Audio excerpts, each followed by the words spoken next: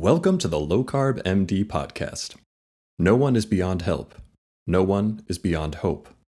Nothing said on the Low Carb MD podcast is medical advice. Please consult your own doctor before making any lifestyle changes.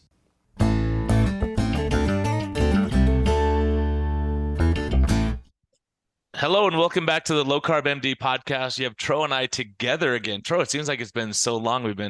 You've been traveling the world. I was at the Low Carb San Diego meeting, which was great, and learned a lot of side conversation with a lot of good people. And Rob Sivas agrees with some of my theories, even though Tro doesn't. So I'll take that for what it is. And actually, my talk was very well received, talking about the gut microbiome and all that kind of fun stuff that affects us.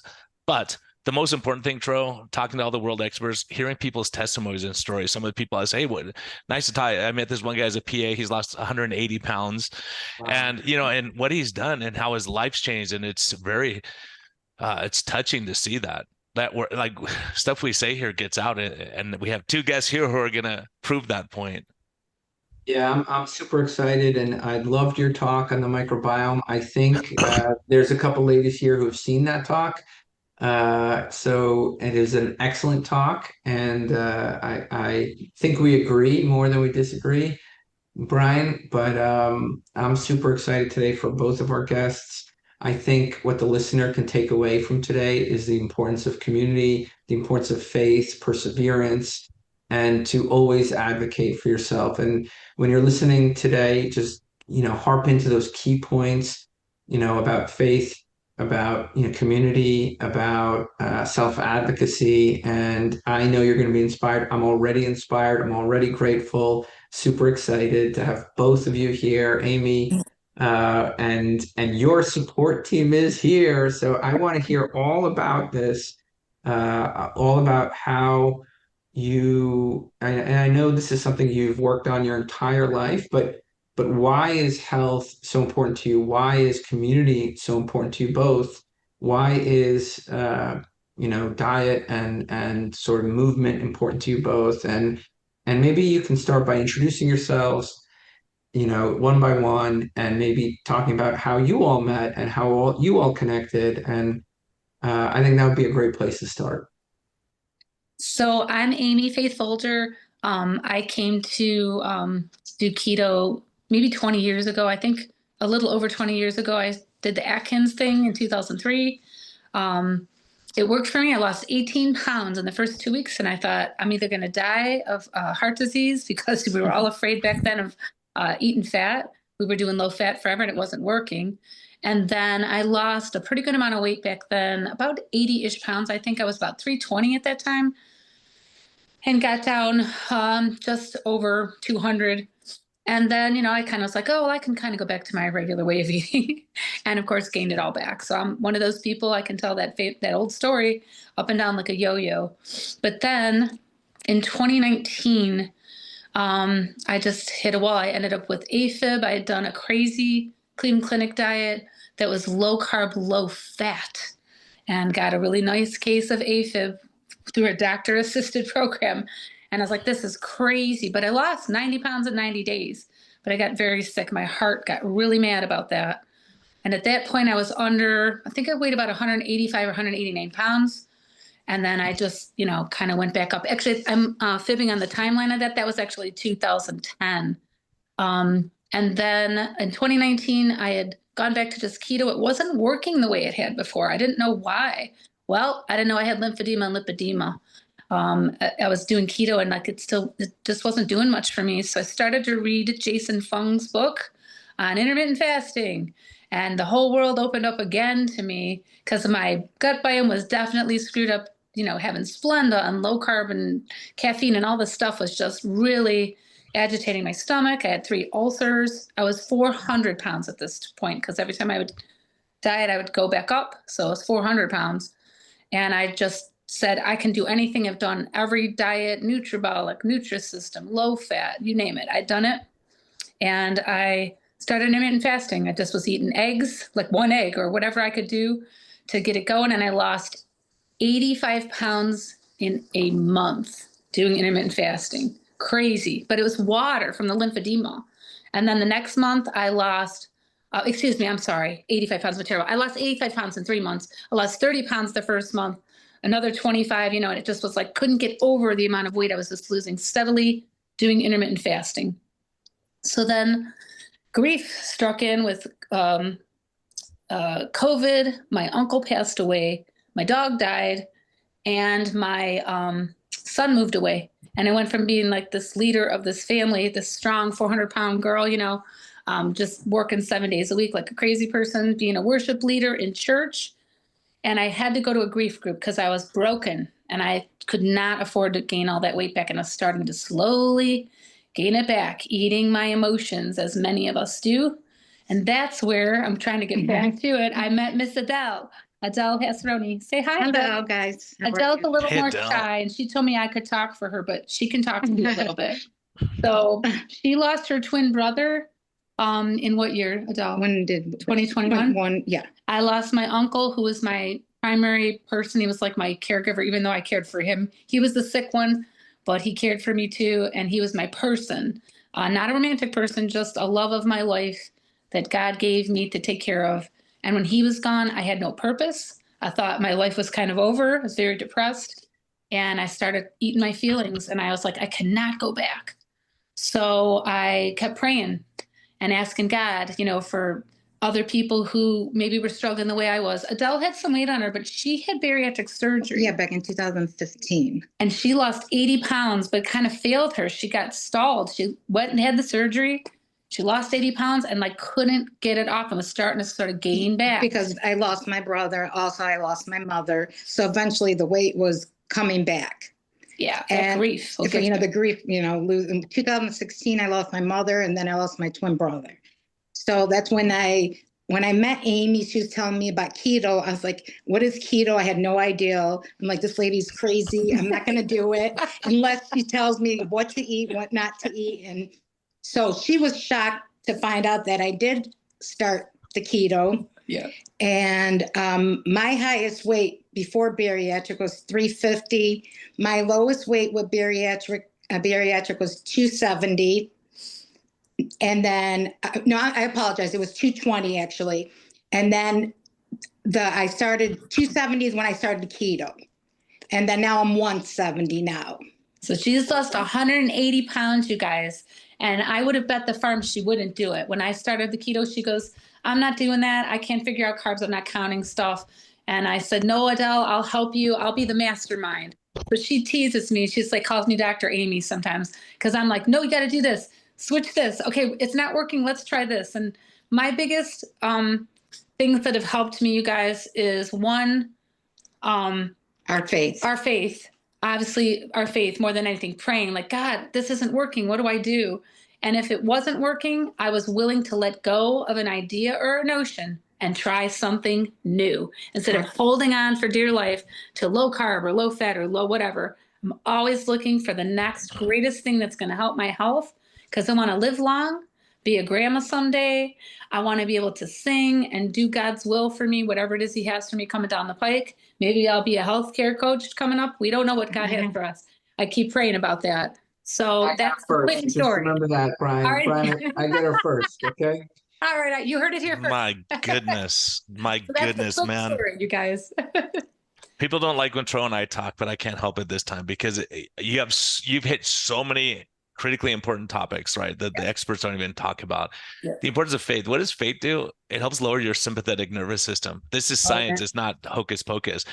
So when people lean on their faith to do better, what you're talking about, you lose family members, you go through trauma. Tro and I have talked about it for years, is that you go through stress and the diet goes out the window. And why is that? The grief kills you. Yeah, the grief kills you. Do we just lose our willpower all of a sudden? Or do we just, we start eating? And a lot of us who've been overweight our whole life, that's how we calm our nervous system down. So we're trying a different method that's not beneficial for us. But so many things you're talking about, community, and I love it that you're saying change course if it's not working, because I'm at the low carb meeting. I go, oh, people are going to leave here confused because Vert is saying high fat, low protein. And then you have like the Marie Emmerich saying high protein, low fat. And I'm hearing from both of you, I say, oh, is it individualized? I don't know that we have an answer. It may be individualized. And especially with lymphedema, when we see that, I see people benefit from a higher fat ketogenic diet for weight loss. Now you're saying you're eating eggs and intermittent fasting and you lost weight. And that's, I mean, it's really hard to lose weight with lymphedema. Siobhan Huggins, who I just was with this weekend, she knows a lot of stuff, and it's really, really a challenge. So I would love to hear your take, especially Amy, on that. What with lymphedema, because it's a huge problem. Because you could do everything right and not lose a pound, and it's so frustrating. That's what happened to me. And when I got diagnosed with lymphedema in 2017 or 18, I'd already lost some weight, but I was stuck, and I couldn't figure out why. I was down to, from the 400, I was down to like 260, and I was just stuck and not lose another pound. And I went in the office, and I think it was 380 when I first was diagnosed, and then I was down in 2019. I had done the intermittent fasting, but I was just stuck and I couldn't figure it out. But I was like, why can I not lose weight with this disease? Well, that fat is not regular. They know it's an adipose type fat. They've studied it in laboratories, and they can't figure out why does that fat not release. My feeling, because I live in this body with the lymphedema, you can see my legs are like huge compared to the rest of me. I'm tiny up top. Is I feel like it's food additives, you guys. I feel like it's food additives for me all the way. And so I had parathyroid surgery and a vocal cord surgery in 2023, 2 years ago. And I was sick. I was bumped my way back up to like 380-ish. And I was 330, and then real quick, it doesn't take anything with the lymphedema. For you eat food additives, I can gain 26 pounds in a week of water. Crazy. And people don't believe you. They think you're crazy, but I have this, I take pictures of my scale every day so I can prove it. Because the doctors, they don't even believe me. Cleveland Clinic, world-renowned place. So I had to go rogue and just go completely off course from what the doctors were telling me. And I decided, because I had followed Maria Emmerich for a long time, I decided I was going to do Dr. Gundry's program for the Plant Paradox program. I thought, I've tried everything. Why don't I just try to do some vegetarianism with really low protein? This will work. Yeah, I lost about 13 pounds and was sick as a dog. I have inflammatory arthritis. I have osteoarthritis, and I could barely take a step. Here I was back in this place where I could barely walk. And I was like, I am too young for this. I kept praying to God, please, I need an answer. Please, I need an answer. Did that diet for a month, and I had heard that Maria Emmerich had a carnivore book out, and she's really smart. People don't give her the credit for how smart she is. I'd followed her for 20 years when people used to be like, she's the crazy hippie. I don't care. She helped me with the keto adapted. That's what they, it was like a general thing. And I didn't care. I like her. And so I followed her, and I grabbed her carnivore book, downloaded it. And I went and I ate literally for 30 days in 2023. I ate only ground beef that was grass-fed organic ground beef and salt, because that was the first level. And immediately in 7 to 10 days, my arthritis was like half as much pain without a pill. And I was like, oh, there's something to this. So I thought, if I did 30 days and I'm not dead yet, I'm going to do more. And she said to cut in liver. So I cut in livers, PU. I thought I'm going to die, but I ate them and then I became like an animal. I literally could not get enough beef and liver because my body was responding to what it physically needed at the cellular level. My mitochondria were lapping up that fat and all that good nutrition, and it changed the course again. So now today I am like down to, I'm at a little bit of a plateau, but that's okay. I say that because I'm human, and it's just not a straight line down when you have lymphedema. I am down to 237.5 pounds right now.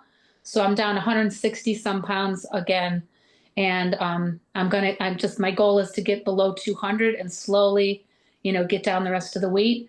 But even with lymphedema, able to lose weight, carnivore is key. And I do carnivore one day of the week now that I'm, have lost more. And I do keto the other day. So I eat 2 low carb vegetables, some meat. I don't do well with pork. I do okay with bacon a little bit, but like pork, I don't do as well with. And I have to eat about a pound of grass-fed, 80 to 85% lean. The 90% does not work for me. I need the fat. And I eat about a pound of ground beef a day, if not more. If I'm hungry, I eat more. And I don't gain weight from it. Sometimes I won't lose. And I get in the water, and I do 2 to 2.5 hours of walking in the water every single morning, or my legs will be out of control. I will not be able to walk. So I have to exercise if I want to walk and keep doing what I do, being a worship leader in a church and singing. So that's the lymphedema part. And I'm shocked that I was able to do it because they told me 100 years, you're never going to lose weight with lymphedema. You can't do it. Wrong. I had to go rogue away from the medical establishment and find my own way.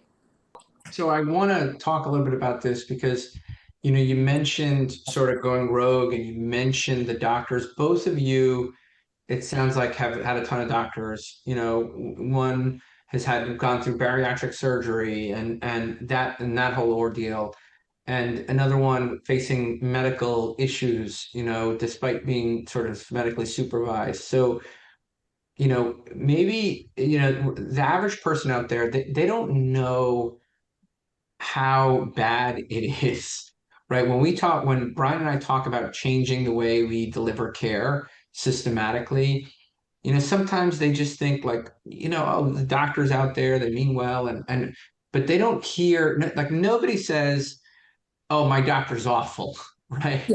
Right? You don't hear that I story, do. right? I hear it. I hear it a lot. We hear it a lot, Yeah. but nobody really says it, and it's sort of like, doctors are held to this like they can do no wrong. Yeah. So I just want to hear, and I certainly know you don't have to name names, but I know each of you has had some experiences, especially dealing with lipodemia, especially dealing with chronic sort of weight loss goals. These experiences with doctors that have not been good. And I want to hear about it. And I think doctors should, and the healthcare world should be comfortable talking about these things because that's how we grow, right? That's how the doctors who are listening to this is pay attention right here. You're about to get a grade A lesson on what not to do. And so can you give us that part of it, like the difficulties you've faced, as a person with lipedema, as a person with obesity, as a person who's just needed help? Like for my situation, it's different than Amy's. And with mine, when I was gaining my weight back, my doctor put me on Ozempic. The worst thing that I've ever taken in my life was the Ozempic. At that time, I didn't know. I was desperate. I didn't want to my weight coming back. I worked so hard. Even though I had the bariatric surgery, I was still hard work. Some people think, oh, it's surgery. Yes, it is surgery, but there's a lot of work and dedication to bariatric plus mental as well. With that being said, she put me on Ozempic. And honestly, I can't say Ozempic helped me lose weight or didn't. And I'm going to say it didn't. I think it hurt me more than it helped me, only because I have chronic pain. I have osteoporosis since I was 21. I had a full hysterectomy, and I've been dealing with chronic pain, and I'm 48 now, so pretty much my whole life. With that being said, what the Ozempic did was make my bones worse than what they are already. And now what's happening, the only thing from the bariatric did for me is right now, because I'm a type 2 diabetic, so my sugar is excellent now.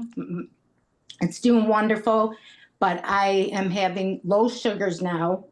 And I saw my primary like a couple weeks ago, and she wants me to start taking. It's in I forgot the name of it, but it's in the Ozempic. Something okay. She wants, yes, something with the Ozempic group. Chardians? It's a pill, but it's like really low. She's saying the milligram. I told her what happened with my Ozempic. She didn't even know what to say to me. She just looked at me, and I was like, exactly. She's not going to tell me what I said it hurt my bone, made my bones worse. And I said to her, is there anything else you guys could do for me? Any more blood work? No, you're going to have to take this. This is going to help you with your blood sugars. I just wanted to leave there. So I said, okay, whatever. So I got the prescription, never put it in my mouth, and don't plan on using it, because they're giving me something that hurt me. Now, this is just going to make it worse for my body. They want to cover up with medication. They don't want to get to the root of it. And I told her, I need to get to the root of why my sugars are dropping the way they are. And she mentioned 2 other ways we could do different prescriptions, whatever. So the bottom line for me is I'm working hard to figure out what I could eat before I go swimming and what I can't eat, what I need to stop doing. And Amy's been helping me with that. And I used to be addicted to coffee when I was especially on the keto, because then after the keto, I was doing, what's that same diet you did with the Cleveland Clinic? The intermittent. The protein sparing modified Yeah, fat. I did that with them too, because I was not losing weight and I wanted to, maybe I need to do something else. And then that worked for a little time for me, but then I went on my own after that because they want me to eat more carbs. And I'm like, no way, I'm not gaining, this time this weight is staying off because I'm not getting any younger. We all know the older we get, the harder it is. I said, no way on earth, I'm gaining my weight back. And so Amy's been my Coach, die, what do they say, ride to die chick. And like, if I have any questions, she's the one I come to for the help, because I know that with our faith and our friendship, God put us together for a reason, and I'm a firm believer in that. And there's a lot of people that don't believe that, but I'm truly in my faith knowing that Jesus put me together with Amy for a reason, and he is guiding every step of the way for the both of us. And whoever wants to dedicate their life to him, you will see a difference. People will think, oh, you're crazy, blah, blah, blah. Me and her came down to this saying, we don't care what people think and say about us. We're important now, you know, God first and then us, because all our life, both of us, we always did everything to dedicate to everybody and make sure everyone's happy. And at the end, we weren't happy. We were eating. That was our addiction, food. Always going, I mean, when I was from 11 years old when they found out that I had diabetes. So it didn't just happen overnight. And I'm not going to lose all my weight. I'm close. I was like 20. I want to weigh, I'm saying like 20 more pounds, and then I'll be happy. But if it's going to take me another year, I'm willing to work at it and keep going with it. So that's my story. And Adele, what I did for her is I said to her, Adele, you got to worry about your gut, and you got to not eat so many keto treats, and all these things are like, they're a false nirvana. And they're false right. heaven. You got to cut it out and like limit yourself. Have one a week if you're dying, but only use it as a substitution. Cut out the caffeine. The caffeine, and some people could stimulate your insulin response. Knock off the caffeine. So we slowly did I don't drink down. Yeah, I don't drink no coffee. No, she drinks decaf. Decaf, and I thought in a million years you'll never see me drink decaf. She's addicted, and so I think it was killing her insulin response. And I think the Ozempic did some things in the gut biome for her. It's caused hypoglycemia in her, but I told her to stay the course, add the healthy things like the berries that are low glycemic to try and keep her blood sugar up when she's working out. And it's been working so far. She still had some dips, but I told her every day you just got to keep checking those blood sugars if you're in ketosis, and we're trying to work it out, and it's working. I actually had a hypoglycemia after surgery, came out of surgery, and they're yelling, give her insulin, because it went sky high because of the stress of surgery. And I'm coming out of anesthesia and I'm like yelling, I'm not diabetic. Like I was going to die if they gave me insulin for diabetes, you know? So it's crazy. And then my quick story, let's address Adele, what she said. It's crazy, but what she's been through is a lot of stuff. Yeah, I'm curious about, I think it's Ribelsis they're talking about, the oral medicine that's like, you know, I can't understand, you know, if your blood sugar is low, you don't have diabetes, right? You don't have diabetes anymore, right? So I don't know what your A1C is, but, and I don't mean, I know this is not medical. Yeah. She's 5.1, Tro, 5.1, and they're putting on a diabetic medicine then. Because they're saying they don't want to fail the, yeah, I agree. I'm sorry. Look, please go back and talk to your doctor. I'm not your doctor. Brian's not your doctor. I just want to make that clear. But like, because this is a serious issue and I don't want to see people can die from hypoglycemia, I really want to impress upon you that you should talk to your doctor and say, because my A1C is so low, I need to reevaluate my medications. It is really serious to have low blood sugar. I'm sorry to do this. And hypoglycemia, that's going to cause a stress response and raise your cortisol, just like what Amy's saying. You're going to raise the weight. Exactly. Stuff's going to get screwed up. Right now, I am at a standstill right now. Belly fat, the belly. Yeah, so it's just so I just can't say this enough, because it's just it's dangerous, you know, it's a bit dangerous. So and I got her CGM. I got her CGM, and she wears it now, and it's helped her immensely. In the last 8 weeks? Yeah, but then sometimes it doesn't work, and that's another thing she told me. She said, first I was telling her, she goes, go by when you prick your finger to see what your sugars are. I said, okay, I'm fine with that, but there's times where my machine tells me I'm 65, And when I prick my finger, it's telling me 98, but I'm feeling the 65. Trust then the finger. She tells me, go what your feeling is. So yeah. I'm like, well, it's hard because sometimes I have people call me a lot. They have the CGM monitor on, the continuous glucose monitor, and they're freaking out. They go, I'm having flush, and their sugar's 58. It's reading on there. But when they do a finger stick, it's really 80, and they go, oh, I feel fine now. Because when you think you're having low sugar, it's stressful. It is a stress. It is. No, but it honestly happened to me where the machine, at one point, the machine said 98. And I was talking to the customer service lady, and I told her, please hold on. And I was getting nervous with her because my sugar was very low. I felt it, and she wouldn't be quiet. And I said, please, ma'am, could you just wait 1 minute?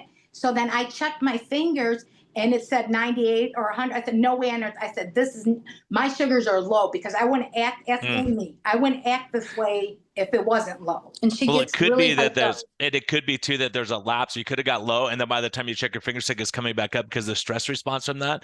Because there's a lag that interstitial is going to be. It's not 100% immediate, correlated, right? Yeah, it's not immediate. I told you her may that. not see that change yet. An A1C of 5.1. I mean, look, I don't want to get stuck in the weeds here, but this is our community service here. Just make sure to talk to your primary. I did, and it's useless. I got to find something else. What I have to find. She needs a new doctor. I need a new doctor. You know a doctor, Tro? I need a new doctor. Dr. Brian, do you know a doctor? Yeah, coming out. I need to work. We know. I got to pay my bills here in Arizona. So yeah. And my quick thing. So I want to come back. I want to come back because you said something here, right? And I want to go back to it because there's so much insight in what you said before we got, went into some of these medical issues. But, you said, look, we have to put ourselves first, and, God's first. Certainly, I agree with that. And then we have to put ourselves first. I cannot tell you how many people I've seen. I want to say it's 100% of patients in my practice would cut their pinky off for their family, for their dog, they would do anything, they would sacrifice anything for the people around them. And once we get them to understand that they have to be radically selfish when it comes to their health, they have to be radically self-serving, radically selfish in service of those others, right? In service of God, in service of your family, right? In service of your friends, your community, your network, right? You are serving them by being alive and being your best and being. So once we make that connection, it sounds like you made that connection, and this was just an important point. I call it being radically selfish. You have to be radically selfish when it comes to your health, because it is the way we serve, right? It is through that we serve. And maybe selfish is not the right word, but just putting your health. Yes. Self-full is what I use instead of selfish. Selfish has a negative connotation, but self-full, SELFFULL. That's the word. Is that a real word? Is that a real word? No, that's Amy's word. We just made it. We just coined it here. Yeah. Be self-full. Exactly. And you hit it. There's no amount of dieting that can solve the sort of the trauma, the depression, the sadness. There's no amount of food, whether it's a keto food or a Tro food or a Brian food or a Maria Emmerich's food. There's no amount of food that can fill that bucket, right? And so the bucket needs to be solved. What you do with your food in the meantime, well, that's why we have doctors, and that's why we have the Low Carb MD podcast and the SMHP, the Toward Health app, the Maria Emmerich's books, right? That's to figure out what to do with food, but the food doesn't solve the trauma or the issues. The grief, the emptiness you're feeling because that person's dead and gone and you can't get them back, so you got to pray about it. Ask God to protect you and bless you and send his light your way. And then you have to do your part with food as your medicine. Food is your poison. So when I'm having a bad day, I go back to the ground beef and salt girl. Like that's what I have to do. Maybe some organic eggs that are no corn, no soy fed because of my inflammatory arthritis. I can't have soy and corn and all those things. So even eggs, I buy them special, online. And then my story with the doctors is just that I went for something with my vocal cords back when I was probably like 380 pounds. was having some issues. I've had 2 vocal cord surgeries because of my worship leader job in church, sing 3 or 4 services on the weekend. And he wouldn't talk to me about my vocal cord issues. All he wanted to talk to was about how fat I am. He said, you'll never lose weight unless you sleep. There was truth in that, but he was really hateful. And he kept talking about it. And I finally said to him, sir, I came to you for vocal cord issues, and I appreciate that you have some fat prejudice here. You know, I didn't use those words. But I said, I'm here for this other issue, and I appreciate the concern. But, like, can we really talk about my vocal cords at this time? You know, I had, you know, hemorrhaging vocal cords, and all he wanted to talk about was how I was too fat, and I had to go on a low-fat diet and get some sleep. And so, you know, that's terrible. I've had a lot of doctors. That's the only thing they want to talk about. And you have other health problems, and the fat shaming, the going home feeling like you're just worthless, you can't do it, you're effective in every other part of your life. You know, a smart cookie, you're organized at work, and you come home and you are eating the chocolate chip cookies or whatever it is. You know, for me, the worst story I have is having lost some weight, did keto like in 2003. I happened to decide in the middle of July that I needed some white cake with white frosting. Tro, you and I have talked about this. And I went in the store. Uncle Richie's sick as a dog with, you know, coronary artery disease, all his problems. I got his A1C when he went keto with me from a 12 down to a 5.8 doing keto. And he didn't want to do it. He was old, but he did it. And he lived longer because of it. Still couldn't undo all the stuff. But I went in that store, got half of a white cake, didn't even wait to get it home, opened that sucker up and started eating it with the fork in the car. And that one bad choice led me on 8 months of like rebound weight like nothing you ever knew. So there was an addiction factor. But now that I'm eating this way and food is my medicine, I don't think of food. I'm not addicted. Adele goes, how do you have all this keto crap and you don't touch it? That's my problem. Yeah. My problem is I don't buy keto snacks anymore because I'll sit there and eat them. They do something with the food that you're addicted to. So I don't even buy them anymore. I don't even crave for junk food. You could put a piece of cake in front of me.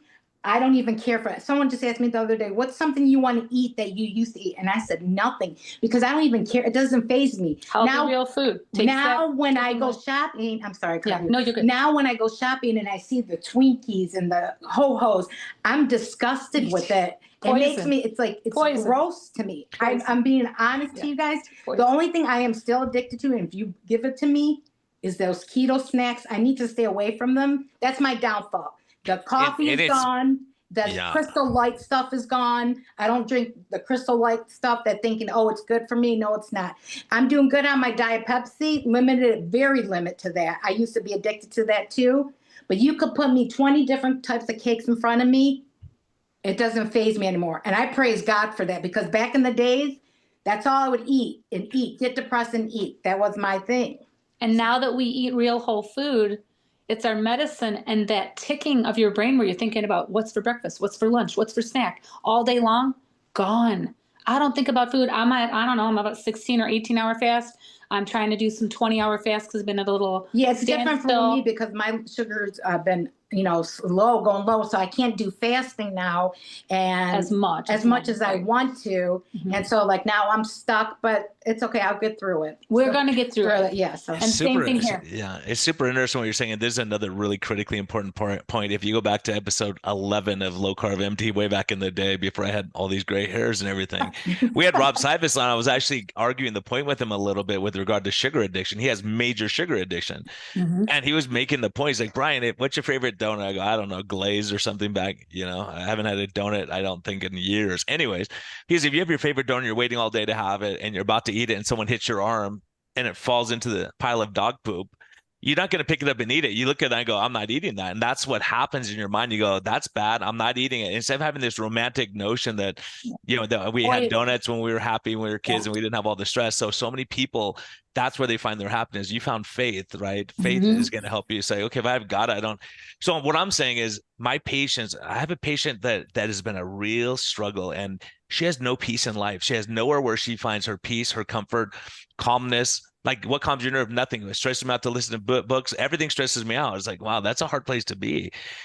So, and as a matter of fact, when I gave my talk on the gut microbiome, I got an email from a doctor. He said, "Oh my gosh, I'm seeing the same exact thing," and I'm thinking it's more of the sympathetic overdrive. There's a lot of sympathetic, and that screws up your gut like nothing else. It does. So when you start looking at that, you go, "Huh, why is that a contributor that you get stress, you get leaky gut, you get inflammation, you want to eat to calm your stress levels and all that." So you're touching on a lot of stuff. And Amy, you had mentioned the gut before. Did you ever check your gut and see, or you just kind of inherently knew? So I did have, gastroenterologists tell me I had three ulcers that were starting in my stomach. I mean, it was palpable. I would be like doubled over. Tro and I have healed. Tro and I have healed my. I had a huge gallstone the size of a golf ball, and at last checkup, gone. I had fatty liver disease. Completely gone. I'm off of my blood pressure medicine that I was on. Nothing. I still am 230 pounds, probably 100 pounds, 80 pounds overweight still. My blood pressure is low. It's 105 or 109 over 54. No blood pressure medicine. I do have AFib, which started with that the protein sparing modified fast. Yeah. The low fat really Bro, killed do you have an me. explanation? Is that a coincidence? Do you think it's a stress on the body? What do you think? The stress. No, It happened. it's probably also an electrolyte flux for sure. Electrolyte flux. Yeah, it makes sense. Makes sense. Look, having been somebody who was 350 pounds, I know that my heart is going to be bigger than others. So just having had weight on you, that certainly stretches the atrium. But when you're looking at atrial fibrillation, for the person out there who's like, what's atrial fibrillation? It's basically when the top part of the heart is beating irregularly. It's an arrhythmia. And if you're young, maybe you can get away with doing nothing. But if you're a little bit older, you have risk factors, you want to take aspirin. If you have more risk factors, you're probably finding your way to a blood thinner. But there are ways to reverse this. Addressing sleep apnea can reverse it. Losing weight, like you can done, it often lowers the AFib burden by 90%, right? And the worst thing you can do is be magnesium deficient, and have your electrolytes off, and in a strict, diet that's low in calories and low in, food in general, you're not going to be getting enough electrolytes unless you're supplementing. And you're getting a stress response, plus alcohol, plus stress. Those are the big factors for atrial fibrillation. Alcohol, being a long distance runner is a huge risk. 700 calories that protein sparing modified fast is about a day, 700 to 1,000. And then I'm on water pills because I had some blood pressure issues. I mean, like 80 milligrams, and then it was 110. And so the electrolyte imbalance, incredible. And I still have that. Tro and I are working really hard to get that right. I'm just trying to find the right thing that doesn't have the maltodextrin in it. I found a couple finally that are working for me. It seems like I'm not gaining. If I do the maltodextrin, my legs are going to swell like crazy. I went on a little trip this weekend. I tried to fast before I flew because flying will make it really bad, my legs really bad. And I only gained 10 pounds in the 3 days versus like 26 or 18. So I had a little triumph that I only put on 10 pounds, came home, went right back to the ground beef, dropped 8 pounds overnight, and I only have like 3 or 4 more to, get back to where I was. So I have a plan because of Tro, and this community of people on the app. I love all my friends. Hi, you guys. I just have made such and thank you guys because Amy's coming to me and saying, Dr. Tro, Dr. Tro, Dr. Tro. And I'm like, who is this guy? He's Dr. Tro. And then when I met him when she was taking, she had a meeting. So it was nice meeting him. And I could see why she's saying Dr. Tro, Dr. Tro. I mean, he's helping her, but he's helping me too, because whatever he's telling her, she's coming to tell me. I'm like, okay, I would listen to her because she knows that I'm not into reading. You could tell me I'm into, if you go A, B, C, that's why I'm doing it. It's because A, B, and C. Right. If you told me go read something and find out yourself, forget it. I'm sorry. I'm just too lazy for them. And she calls me a nerd. She goes, "You're a science nerd and a weirdo." And I said, "Yeah, I should have been a doctor, but I'm." But it's okay because I'm learning more. I'm a type of person I'm a hands-on learning type of person. So this way, she's educating me, and I'm learning more this way what to do and not to do. Yeah. Sometimes I don't listen to her, and I pay the consequences for that. So. I got her going to the gym in the morning now. She goes in the water. Yeah, an hour and a every half. day. Yeah, hour and a half. So she go an hour and a half to 2 hours in the gym Even every though day. mine, I have back issues and stuff, but for some reason, I just keep pushing away because that's the only thing that's going to make me more strong. I mean, I'm very weak. I'm not just claiming it, but I am very weak. My body's very weak. And if I fall one more time, they said, God forbid, I won't be able to walk. And I said, Satan is a liar because it's not going to happen to me. I'm going to work hard and strengthen my bones out and keep losing more weight and just go. These doctors, I hate to say it, but it's the truth. It's all about pharmaceutical, making money, making it a business. And I will say that until the day I die, because that's all it is. It's about. And I say, Adele, you got to keep praying. Your back is broken down because she had a hysterectomy. She had cancer and then had a hysterectomy when she was very young, in her 20s. 21. And they couldn't do hormone replacement. They said my weight would produce its own. We lost my father. He was 49. So my mom was very scared. So she said, they said, do you want to save her ovaries? My mom was confused. She didn't know if you did, And so anyhow, I said, Mom, do what you think. My mom thought it was the best thing for me was to have a full hysterectomy. At that time, I did too. I was young, and broke down her bones. So they're come to find out that they always said your weight will produce its own hormones, and it didn't produce anything. It just more, as I got older, more headaches for me, and then there's nothing I could do now. But she can exercise and she can do keto and she can keep her body strong. And that exercise is going to help strengthen the muscles that are supporting, everything else. And so she's not going to be paralyzed. She's not going to. That's what. Yeah, we claim God over everything. Yeah. God can do anything. I should have been dead 10 years ago with all my problems, and here I am, 57 years old, through menopause. My upper body is pretty normal now. Tro has a picture from the conference, the before and after. I didn't think to bring that out because I told her, get a picture. So I have a picture if they want to see it. Show the before and after, so because people might want to see. Yeah, we can put it in the show notes for sure, and people can look, or you can hold it up if you have it. We can. Yeah, 400 pounds, man. And Tro has mine from the keto conference. I did the Boca in January last year. Low Carb USA, and I'm going again this year, and I'm going to try to get to your office, Tro. I just saw on the 20th. I'm going to try to figure out how to get out there. Okay, so this picture is this one was before the bariatric. Oh, sorry. This one's before the bariatric. Get it close. Sorry. And then, yeah, you got it. Oh yeah. Jack, pay attention to this one. There you go. You gotta post that one, Jack. So that's from after the bariatric surgery. And then this one, now I'm showing you one. Oops, where is it? Show your heaviest one. Okay, so this one was when I was gaining my weight back. This was in 2023. Both these pictures. Okay, there you go. Hang on. Wow. Hold it a minute. Yeah, we got it. Amazing. Yep, there you go. Okay. And then now this one was my most recent. My niece got married last year. Look how cute she is. And then this is the. Hang on. Oops, it's glaring. You know what? I mean, it's a picture of how what you're just showing is. I got to ask you one question. How do you feel like you got sent into, like, clearly you wanted to get healthy so much so that you put yourself through surgery, right? I mean, nobody can deny that you wanted help, right? Nobody goes under the knife, right? Like, just willy-nilly. Nobody wants to do that. And so how do you feel that did anybody talk to you about keto, low carb eating, metabolic health? Did anybody say the word metabolic? Did anybody say the word to you, food addiction? No, never. The only thing they did, it was like, it's a mental thing. They really were into getting you seeing a psychiatrist, seeing that's crazy. Yeah, crazy. So much, you're crazy. Yeah, they didn't talk to you. They didn't say to you, the word food addiction. Did they say to you, would you, anything about metabolic health? Or no. And her parents both died relatively young. Her dad in his 40s, her mom in her 60s, and her mom had weight and struggled. But it wasn't that. It wasn't they as died. bad, but no, but they both had cancer. My dad lung cancer. My mom had the worst anaplastic thyroid cancer, and then my brother. So don't get me on that subject. Supposedly, liver cancer.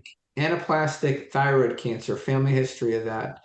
And going on Rybelsus or Ozempic. Yeah, that's malpractice. I'm sorry, it just is. These are things you look at. Well, because those drugs are known for causing increased risk of thyroid. So if you have family members die of thyroid, that's something they would talk to you and go, hey, this is a concern. Let's sit down. It's not a C-cell cancer, but again, it would Yeah. make you pause and say, like, hey, wait a second, like maybe we should try something else. And I think this is a problem in medicine. There is nothing else. What are they going to do? And this is why, I mean, without practices like Brian and ours, where we're just thinking like, how do we be available? How do we get our patients together? How do, Well, like, especially the whole family. And then also, I know I might get people that would be saying I'm wrong for saying this, and I'm not going to apologize. The only reason why, because it's my twin brother, and I feel because it happened to him, I'm going to say this. And then if someone disagrees, I do apologize. I'm not being disrespectful to anybody. My brother is the only, I got an older brother, older sister, and my twin brother. My twin brother was the only one who went and got vaccinated. Okay. The only one. He's the only said the one. B word. Yeah, Yes. we're not alled to say it. Oh, I'm sorry. Oh, I didn't know. No, it's okay. No. So he was the only one that got it. They said they did not know where the cancer came from. We all know where it came from. So they called it, they said he died of liver cancer, never drank, never smoked, none of that. And they said they couldn't figure out where the cancer came from. He went to go have a hernia operation. They opened him up 5 gallons of fluid in his body. Mm-hmm. And they said they couldn't figure it out. And on his death certificate, I forgot what they name it. So this way that there can't be no lawsuit. I forgot. You guys probably know the name. I don't. I forgot it. Yep. But that's how I lost my twin brother. Idiopathic cancer. How old? 43. 43 years old. Went in for a hernia operation, opened him up to do the hernia operation, found the cancer, and he was dead in 6 months. Less like 2 months. 2 months of horrible. I don't think it's controversial anymore. I think, as a matter of fact, just this morning I was looking at labs on a patient who had markedly elevated CRP, inflammatory markers, which is a known cardiac risk factor. So it's concerning me, especially because I've had her on a ketogenic diet. She's doing great. All of her markers are improving. So I said, let's check a spike protein on you just to see antibody, and it's above 25,000. She hasn't had a shot since 2022. That's impossible. I've never seen anyone with COVID have a elevation like that, and she's having a ton of health problems as a result. And you go, gosh darn it, we got to fix that problem. No more shots for us. We're not having any more. We don't care. I never had them. Yeah. Well, the CDC is now, changing the recommendation to accommodate, only if you're sort of high risk, which I was happy to see. Brian, I want to bring this up because you mentioned it. We're all talking about it now. What are some of the health issues in that patient that you're seeing? Because this is an area of intense interest for me. Chronic lung inflammation, chronic cough, inflammation of the body, mental fog, right? Mm-hmm. And these are things that, and someone who's been totally healthy. And when I go back to 2020, 2019, 2018, HSCRP is like 0.2, 0.4, 0.6, and now it's 28. 28 over 20, and you go, that's not normal. So you go, why is this happening? And my first suspicion, which is what I'm seeing a lot, is the gut microbiome issue. And so people don't realize, and true, I'm telling you, it's funny because Amy, you're the first person I said maybe these GLP-1s are affecting the gut microbiome. What Grok says, I said it right away. I'm not even a doctor. I said that. But what's interesting, it's saying that it's the opposite. They're saying it improves the beneficial gut microbiome, improves short chain fatty acids, and that may be part of the reason why short term you get satiety benefit. Tro, this is what I've been talking about. I would rather take a little inulin that costs $20 for a 6-month supply than spend $30,000 on a medicine I'm injecting. But that's just me. I'm just crazy that I'm cheap. I'm with you too. But the benefits to the gut microbiome are remarkable. And take out the like you're saying, take out the processed food, take out the sugar. Because I think there's a lot of people struggling on a keto diet. They say it doesn't work, but they're having keto ice cream with emulsifiers every night. They're having aspartame like crazy, and they're eating all this crappy stuff for the gut microbiome. The seed oils destroy the gut microbiome. You go through it, alcohol screws it. You go, it's a no carb tequila. Yeah, it screws up the gut microbiome. So everything that screws up the gut microbiome has the same effect that and I'll tell you, if you have leaky gut, look it up. Don't trust me. Yeah. Insulin resistance, lipopolysaccharides, endotoxins, which I was affected by when I had my parasite, causes atherosclerosis, causes increased triglycerides, low HDL, everything we see on a high carb diet. So if you're low carb, it's not, and we always say it has to be carb creep. It's impossible for this to happen. You say, well, what happens if they have leaky gut? We have to look there at least. So that's my new platform, Tro. Yeah, I'm working on it. Huge benefits.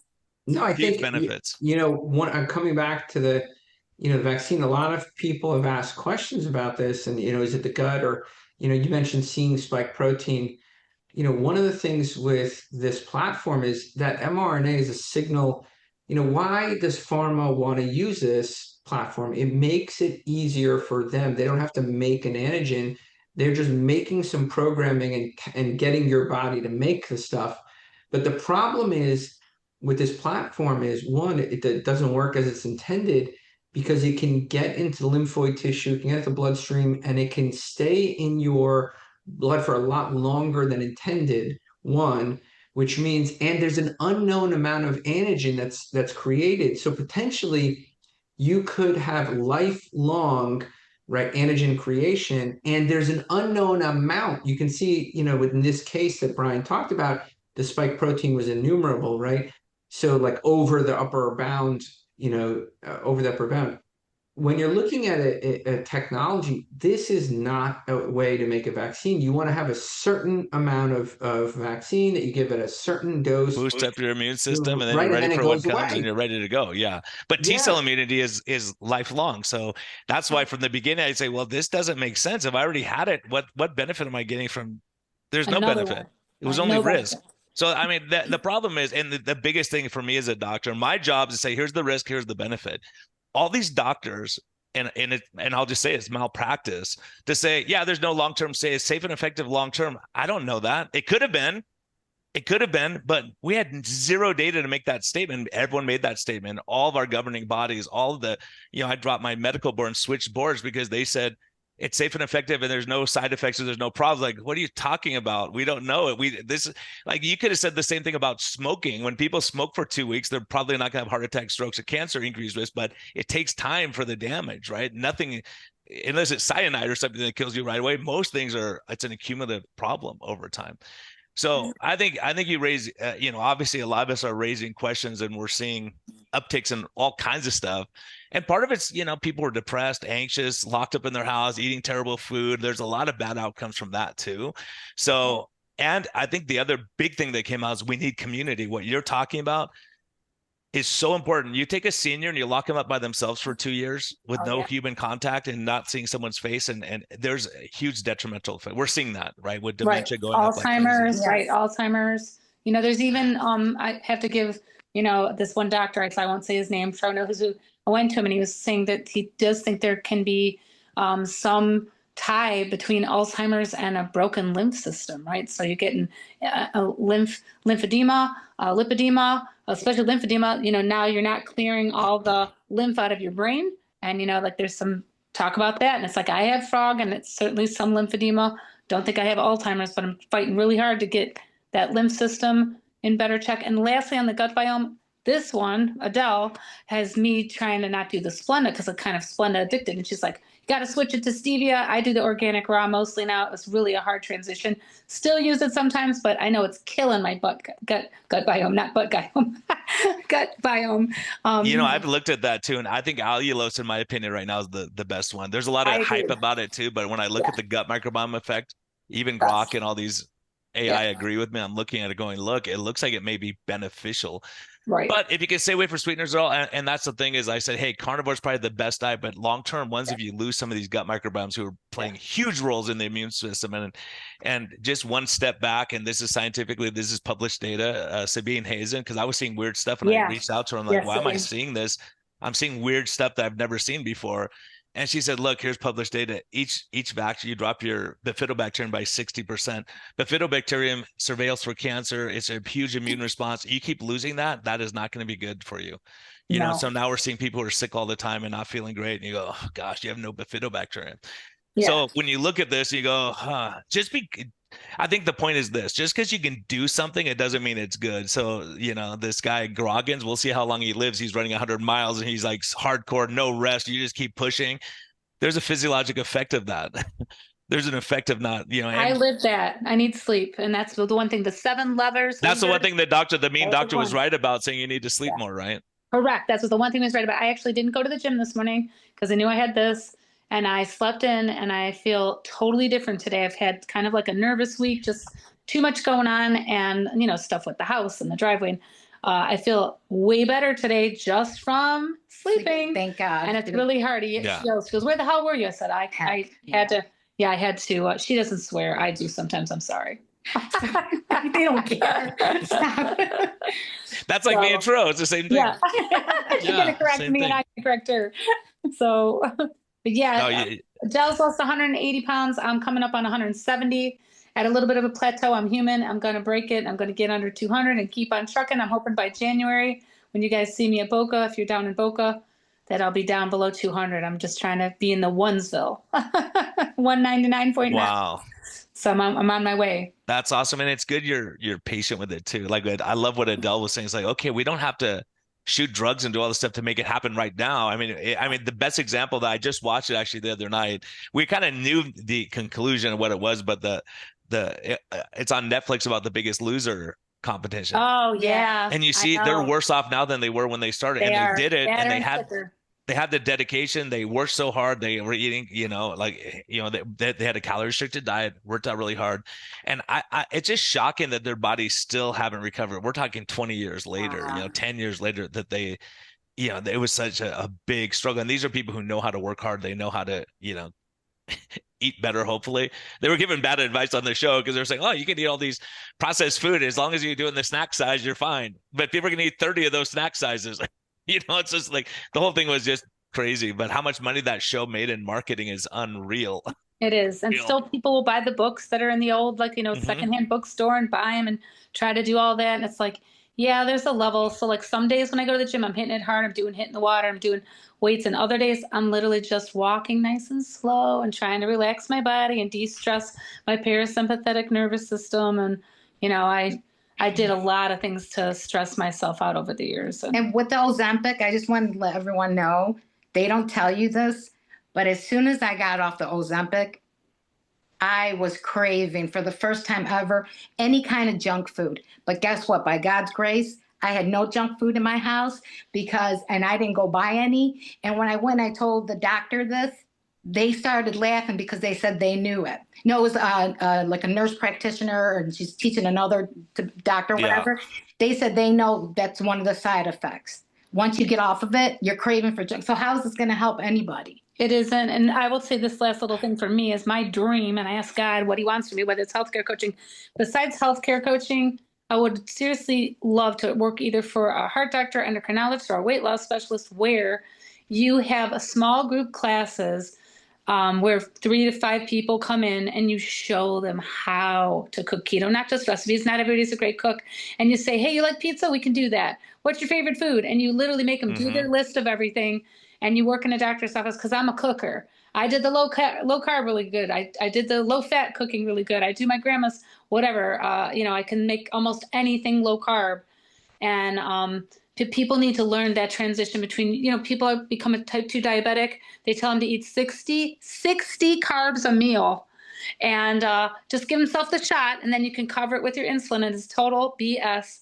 I had a person on the phone at work that was a ER attending, and I told him my little dream of like working for either endocrinologist or heart doctor or, healthcare coaching and doing the cooking. He goes, start that right now. My wife will hire you. He goes, keep those people out of my damn ER. He said, those diabetics are in my ER like crazy because of what you just said. They think they can just give themselves the pill, give themselves the shot. This is what they're told by their doctor. And they think they can go eat whatever they want. It's going to cover them. That insulin's going to cover them. And they need to learn TCR, total carb reduction. They need to learn how to heal their gut biome. And you can heal type 2 diabetes and type 1 diabetes. Bro's writing up the contract right now to hire you right now. I can see I already we already have the app. Brian's in my practice. We could use it right now. If you wanted to just do a little pro bono to start and we could see how it lands. I mean, I'll try out every week. I'll try it out on Friday. Tro, I have a question on this stuff because these GLP-1s that the cardiologists are pushing like crazy on patients. Yeah. And we're seeing that it decreases cardiac muscle, right? Do you think that's going to be a good long-term thing for someone who's doing this long-term? No.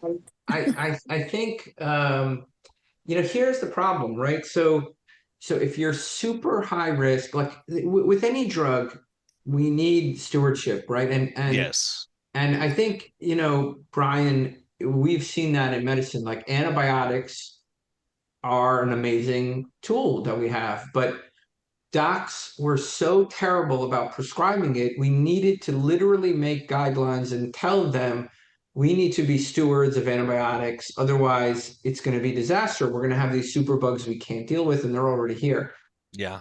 So when you're looking at GLP-1 drugs, it's the same thing. I mean, I have to be honest. The issue with the GLP-1 drugs is most people that are given this it's given to in 5 minutes. Nobody talks about muscle loss, the cardiac muscle loss, the GI side effects, the ocular side effects, the thyroid cancer. And just to, prove a point, I have no problems with Weight Watchers Clinic, and I'm just saying what I did. I went on their website. I pretended to be a patient. I said I had a family history of thyroid cancer, and I previously had pancreatitis, and I have sarcopenia. And it said, oh, you can expect 15 to 20% weight loss from these drugs, and you can get it in our clinic. This was the response that I got. Yeah. Yeah. Right. Yeah. So, Yeah. Yeah. so if you look at the boom in the GLP-1 drugs and the use of it, it's because docs are handing it out like candy. Well, here's the problem. If you're super high risk, like if you have subclinical atherosclerosis or atherosclerosis, you have known plaque, and you have diabetes, right? These drugs are probably one of the best drugs we've ever had, right? In terms of what we know, the long-term trials, we have 4-year data, placebo-controlled, right? So the data is really good compared to the crappy data we previously had because the FDA didn't require them to do the data.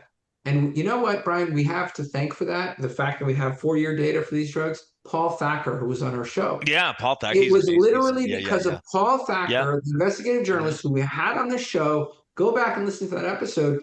That they made the FDA changed the guidance to the industry because of him, right? And now we have better drugs. So simultaneously, the drugs are great compared to the drugs we've had. And at the same time, this is the most widely abused drug that's going to have disastrous long-term complications because they're helping people lose weight and they're staying on it despite all of the long-term issues that we already know about it.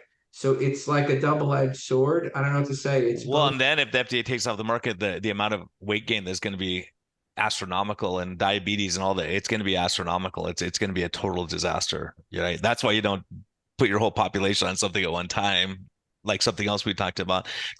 We've had some controversial guests, and now we're going to have Amy and Adele come and get us canceled. You believe that?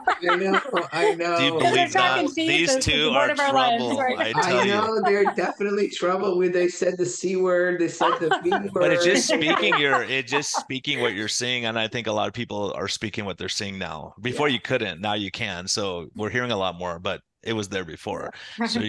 So what you're observing, and our suspicions, you have to look at that. So I think with medicine, that's one of the things, and I'll tell you, anyone listening, I would highly recommend Jason, who got us, Jason Fung. He did a video on Ozempic users versus his patients with weight loss, with pictures of their face as time goes.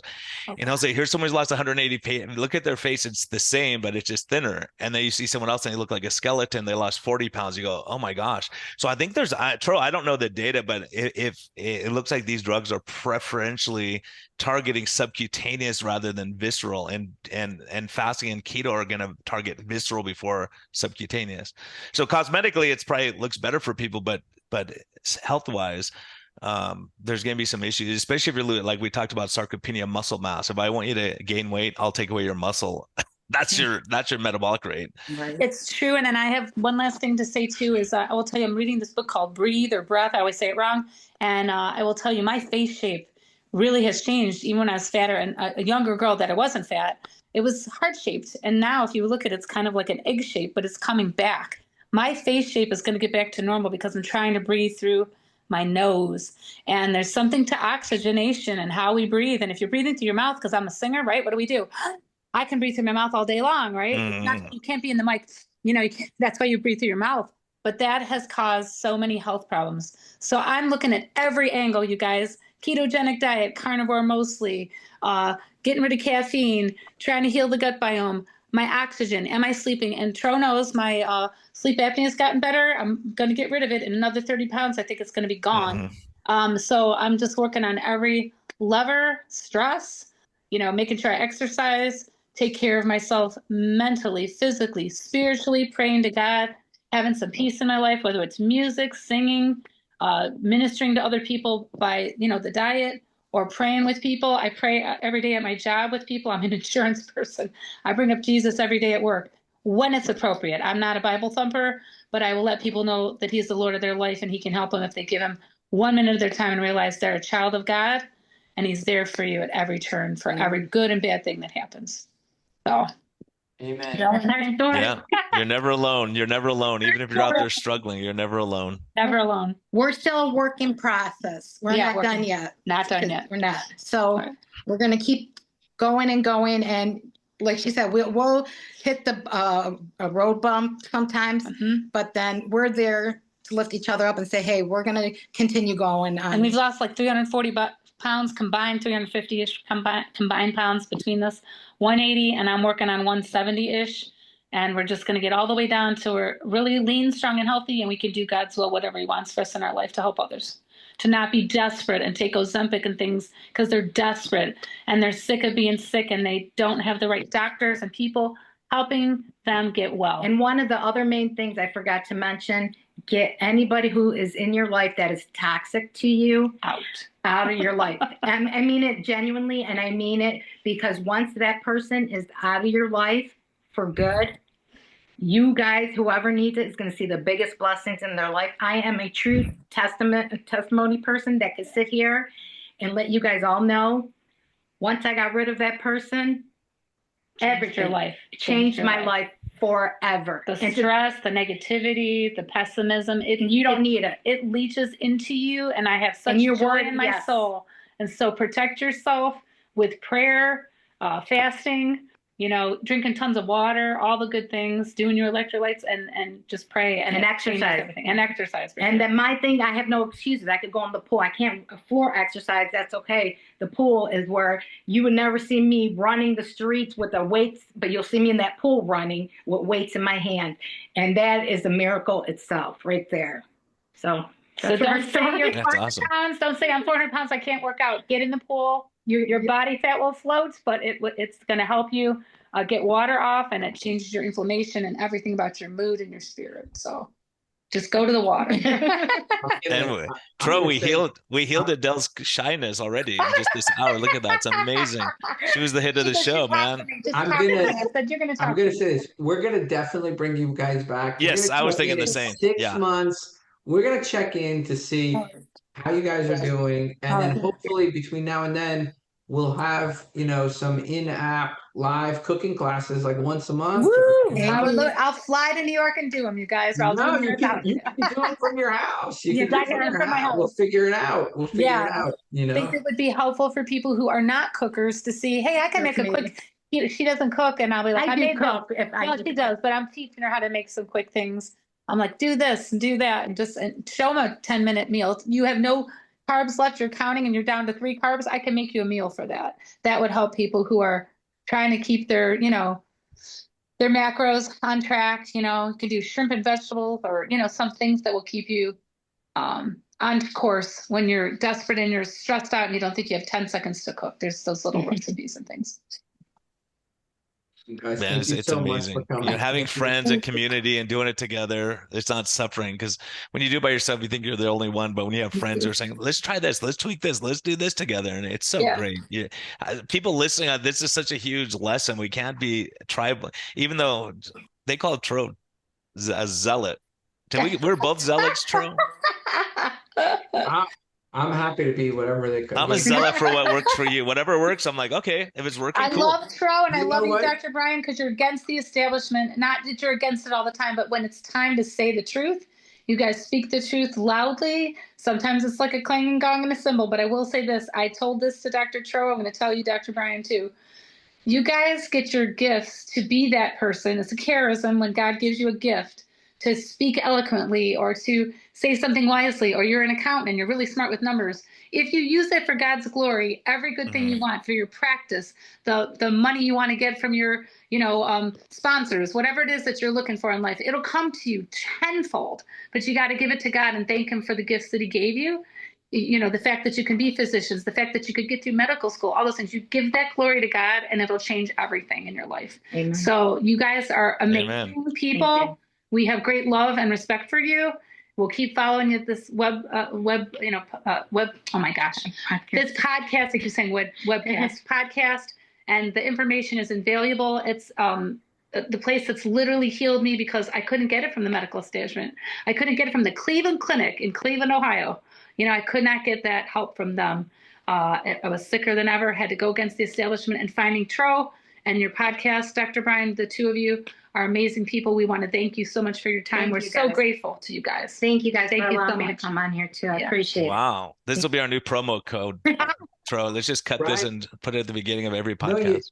you know what, Brian? I just like No, makes me thank think, you. It's a blessing. Thank you. Yeah, you too. Yeah, thank you so much. And it just makes me think, like, we were put here for the sick, right? We were put here for the sick. Yes. And gosh, the more and more I look at these, hospital systems and organizations, it's like, the life expectancy is not improving. More and more people are getting sick. What are we doing?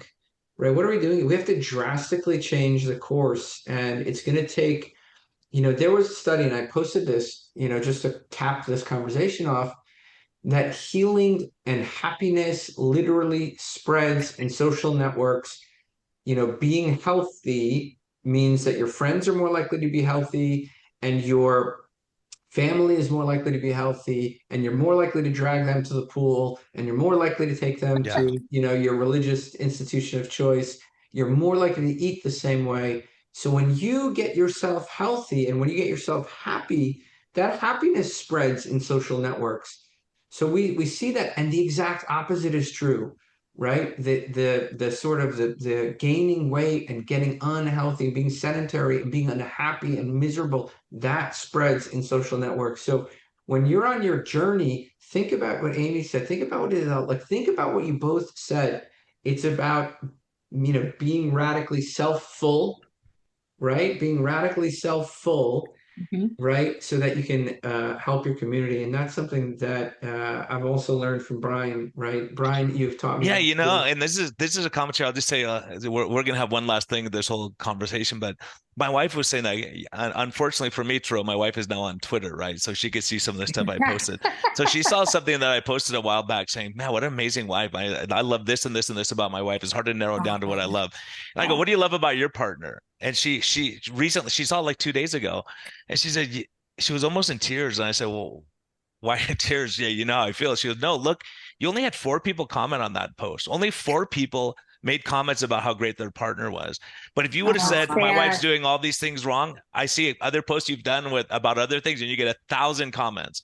And you go, wow, that's pretty remarkable that people don't see the good that they're surrounded with, right? We miss out on that. Unless we focus on it. People feel the light that comes from you, that's from God or whatever it is you believe in. Like, it doesn't have to be, but we say it's God. And then the last comment is, and because some of the people on the app like this comment, so I'm gonna leave you with this thing for me. They asked me how you lose weight at church or wherever, right? Or on the app.